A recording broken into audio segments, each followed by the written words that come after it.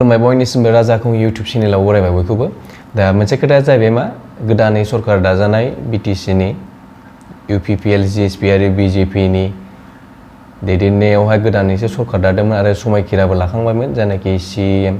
chief executive member प्रमद बर' बिथाङानो बिटिसिनि सिएमबो जाबायमोन दा साननैसो सिगाङावहाय जों एसे बेले बेजे खोनानो मोन्दों दा बिथांनि दैदेननाय सरकारा खैफोद दं नामा बेबायदि दा खोथाया जाहैबाय मा बिपिएफनिफ्राय हाग्रामा महिलारि बिथांनिफ्राय दा आरो जों माखासे बावैसो सिगाङाव खोनानो मोन्दों हाइकर्टआवहाय केस होदों होनलायनाय बेयो जायनाखि गोदान सरकार दानाय बेयो इलिगेलि जादों होननानै माने कनस्टिटिउसननि ल'खौ रुल्सखौ ब्रेक खालामदों होननाय जों बायदिसिना बिनि हेंथायै कर्टआव केस होलायलायनाय नुनो मोन्दों दा खोथाया जाहैबाय मा बिनिफ्राय मोनसे आरो गोदान रिलिज खालामबावदों बेयो जाहैबाय मा जायनाखि इलेक्टेड मेम्बार्सफोरनि सायावनो आरो फिन खनसेबाव फ्ल'र टेस्ट खालामगोन होननाय बे फ्ल'र टेस्टआ माला जागोन होनदों 24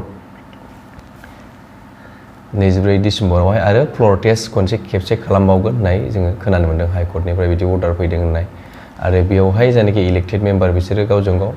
माने सिएमखौ सोरखौ बानायो बा सरकारा सोरखौ दाहोयो बेखौ माने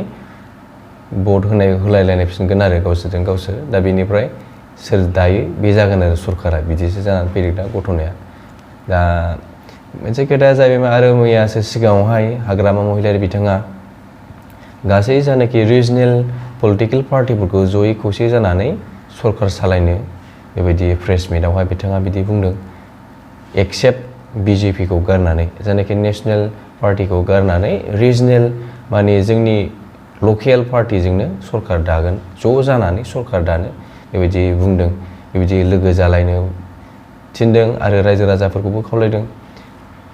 ज' जालायनानै सरकार दानांसिगौ होननानै नाथाय मोनसे सोमोनांथाव खोथाया जाहैबाय मा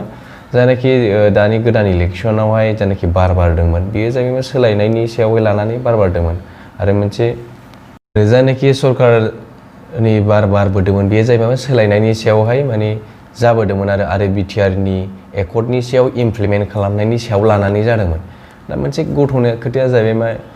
मोनसे पार्टिया जाहैबाय मा जायनाखि बिपिएफनि दा बेयो जाहैबाय मा बिटिआर एकर्डखौ माने बिसोरो एग्रि खालामा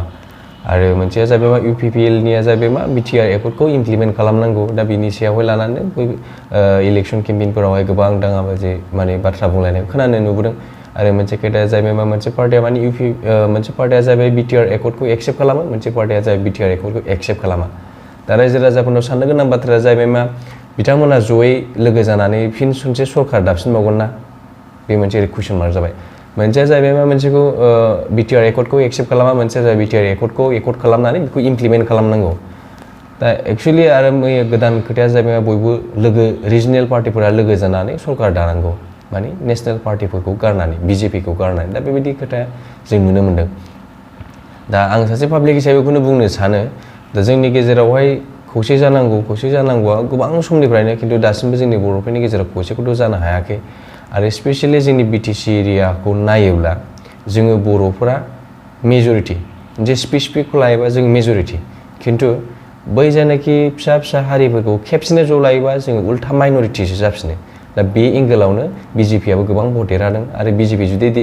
जुदि बाहागो लाफैयामोनबा दस्रा पार्टिया गोबां भट मोनगौमोन नब सरनियानियाबो गोबां भट मोनगौमोन दा बेबायदि जाफैदों आरो घटनाया माने बर' गैयालासिनोबाबो गोबां माने माखासे कनस्टिटिउन्सिफोरावहाय माने गुबुन जाथिफोरा देरहानो हानायनि सुबिदा दङ आरो बिटिसिआवहाय बे मोनसे जोंनि बर'नि खैफोद आरो माने जों मेजरिटिब्लाबो गुबुनफोरा ज' जानानै खेबसेनो उल्था मेजरिटि जाहैफिनो उल्था जोंसो माइनरिटि जायो आरो बे खोथाया दा बेखौबो जों पपुलेसनखौ गोबां सिन्था खालामनो गोनां जोंनि बिटिसिआव 35 लाख दं जेनेबा आगोल समावथ' 30 लाखखौ जों नुनो मोनो नेटआव नायोबा खिन्थु दा जोङो बारायनायखौ नायोबा 35 लाखनि बारायानो दङ 35 लाखखौनो लाबाय आं अनुमान दा जोंनि बर'फोरनि गेजेराव दाबो आङो सासे पाब्लिक हिसाबै बेखौनो बुंनो लुबैयो माने सिगांनि दायफोरखौ माने बावलायदो आरो सिगांनि दाय दसफोरखौ बावलायदो बिटिआर एकर्डखौ बयबो गनायनानै लादो बोरै बिटिआर एकर्डखौ बोरै मोजाङै जों साबसिननिफ्राय हामसिन इमप्लिमेन्ट खालामलांनो हागोन बेखौ गोसो होदो आं बेखौसो बुंनो लुबैयो बिटिआर एकर्डआ माखासेफोर इमप्लिमेन्ट जाजोबानो स्पेसियेलि 20-30 बोसोरनि उनावहायबाबो जेरैखिजाया जोंनि सेपारेट स्टेटआ अट'मेटिक जाहैखायो बिटिआर एकर्डआ इमप्लिमेन्ट जाहैजोबो मानो होनबा बिटिआर एकर्डआव जानाखि माखासे बुस्थुफोर दङना बेफोरो माने दस्रा जानाखि सेपारेट स्टेटआव जेसेबां दं बिनि बारासो दंबावो बबेबा माबाफोरा इनस्टिटिउसनफोरा ओमफ्राय उनावहाय नों माखासे जोंनि इडुकेसना बारायलांबाय थाबानो माखासे बुस्थु माने जालांजोबबानो स्पेसियेलि जोंनि गेजेराव सेपारेट स्टेटआ लासैनो जालांखागोन दा बेखौनो आं बुंनो लुबैयो खौसे जयै जादो बिटिआर एकर्डखौ बयबो एक्सेप्ट खालामदो आरो बिटिआर एकर्डखौ बोरै इमप्लिमेन्ट खालामलांनानै जोंनि बर'फोरनि गेजेराव सुबिदासिन जागोन बेखौ गोसो होदो आं बेखौनो बुंनो लुबैयो दासिमबो जोंनि बर'फोरनि लिडारफोरनि गेजेरावहाय माने सानलायनानै दाबो गोरोबलायनायनि सम दं दिनैसिमबो सम दङ दाबो सम दं दासिमबो सम दङ जायनाखि प्रटेस्ट बेवहाय जोङो माने ज' लोगो जालायनानैबो बिदि खालामनो हायो आरो जुदि लोगो जालायाबाथ' लिडारफोरनि खोथा आरो लिडारफोरनिखौ नायनानै इयुन जोलैफोराबो जोंबो सोलोंलांगोन हयथ' आंबो नेक्स्ट जायनाखि फैनो गोनां इलेक्सनाव आंबो भट दारायनोबो हागौ दा बाहाय आंबो नोंथांमोननि मा आदर्शखौनो आंबो सोलोंलांगोन आरो इयुन जोंनि फिउचारफोराबो सोलोंलांगोन जोंनि बर'फोरनि जायनाखि खौसेथि गैयैखौ नुनानै गुबुनफोरा माने नाख्रेबनो गोरलैसिन खाबु मोनगोन आरो बेबायदि खोथाखौ फैयो जेनेबा राजायानो राजानि सान्थ्रि गाहायानो जुदि नोङो भबिष्यतआव जुदि गुबुन जाथि जायोबा बेबायदिया बोरै जालायखो बेबायदि साननाय उनाव फैगोन आरो उनावहाय जागोन दा जायाखैबाबो उनाव बिदि खोथा फैयो आरो माखासे खोथाफोरा बेबायदिनो दा बेखौनो बुंनो लुबैयो आं जायनाखि हाग्रामा महिलारि बिथाङाबो जेनेबा बिटिआर एकर्डखौ एक्सेप्ट खालामाखै जायनाखि बिपिएफ दोलोनि मानसिफोरा दा बेखौबो बुंनो लुबैयो माने सिगांनि जाबाय बेखौ माने बावलायथ'दो आरो इग'फोरखौ गावबा गावनि इग'फोरखौ डाउनाव दोनलायदो माने बुजिलायदो खौसे जानायनि दाबो सम दं आरो जे जोंनि बर' लिडारफोरनि गेजेराव जोंनि बर' पलिटिकेल पार्टिनि दोलोफोरनि गेजेराव खौसे जाबाय होमबाथाय जोंनि बर'फोरनि गामियावबो माने गोजोनाबो बे खौसेथिया फैगोन दा गामि सिं हाबनानै नायोबा नोंथांमोना नुनो मोनगोन बेयो नांगालनि मानसि बेयो बिपिएफनि मानसि बे इउपिपिएलनि मानसि बिसिनाव ओरै पार्टिया आलदा जागोन आलदा पार्टिसो बिसिनाव न'आव थांजालाया सावरि बादालिफ्राबो ओरै पार्टि आलदा बेबायदि जोंनि बर'फोरनि गेजेरावहाय सोलिबोगासिनो दङ बिटिसि जानायनि उनावसो सोलिबोदों आरो बे राजनितिक दोलोआव जोंबो डाइरेक्ट खबर मोननायनि उनावहाय राजखान्थि माबायावहाय दा बे जोंनि गेजेराव जाबाय थायो दा नै इलेक्सन जाखांबाय दाख्लि दा बाहाय गासिबो जोंनि गामियारि सुबुंफोरनिखौ नाय नोंथांमोना हाबनानै नाय गासिबो आलदा जोब उमुगनि पार्टिया उमुग आलदा उमुगनि ओरै पार्टि आलदा बिदा फंबायबाबो थांलाय फैलाय बेबायदि माने दा बेफोरबायदिफोरा माने खौसेथि जानायखौ नुनो मोनो आरो जोंनि गामि सिंफोरावबो बेफोरबायदिखौ जों नुनो मोनो दा जुदि बर'फोरनि मोननैबो दोलोआ जुदि खौसे जानानै जुदि बिटिसिखौ सासन खालामोबा बा आंनि बुंदोंसो आरो जास्ट खौसेथि जागोन ना जाया बेखौथ' नुहुरखाया मानो होनबा मोनसेया जाहैबाय बिटिआर इमप्लिमेन्ट खालामनायनि एगेन्स्टखा आरो मोनसेया जाबाय बिटिआरखौ इमप्लिमेन्ट खालामनांगौ दा मोननैनि गेजेराव खौसेखौथ' जों नुहुरनो नागिरखाया आरो साग्रांजों नायलाबायबाबो जों पाब्लिकफोरा नुहुरनो नागिरखाया आं खेबसे पाब्लिक हिसाबैसो बुंदों बेहाय आरो माखासे खोथाया जाहैबाय मा जोंनि गेजेरावहाय बैनो जानाखि जोंनि गामि ओनसोलावहाय साधारन सुबुंफोरा बुजि जालायनाय बैफोरो जुदि खेबसेनो ज' जाजोबा जोंनि खौसेथियाबो बारायगोन आरो समाजनि रायजो जानायावबो सुबिदासिन जागोन आरो आरामखौ जों खौसेथिया फैफिनगोन आरो बर'फोरनि गेजेराव दा नै नेक्स्ट बिटिसि जोब्बाय आरो एबार एमएलए इलेक्सन फैसै एमएलए इलेक्सनावबो नांगाला आलदा ट्रेक्टरा आलदा बिदि आरो मोनसे सिटुवेसन फैलायगोन गामि ओनसोलावहाय माने खौसेथि जोंनि बर'फोरा माने राजनितिखौ एसेबां माने एडभान्स जाजोबाखै माने पार्सनेल लाइफआवहाय कनभार्ट खालामलाङो बे मानसिया उमुगनि मानसिलाया बेजों थांलाया फैलाया बेबायदिया जोंनि गेजेराव सोलियो आरो दा जुदि जोंनि बर'फोरनि गेजेराव मोननैबो दोलोआ जुदि भबिष्यतआवहाय खौसे जायोबा माने बे गोमोरगोन आरो जोंनि बर'फोरनि रायजो जानाया माने साबसिन जागोन बे मोनसे पइन्ट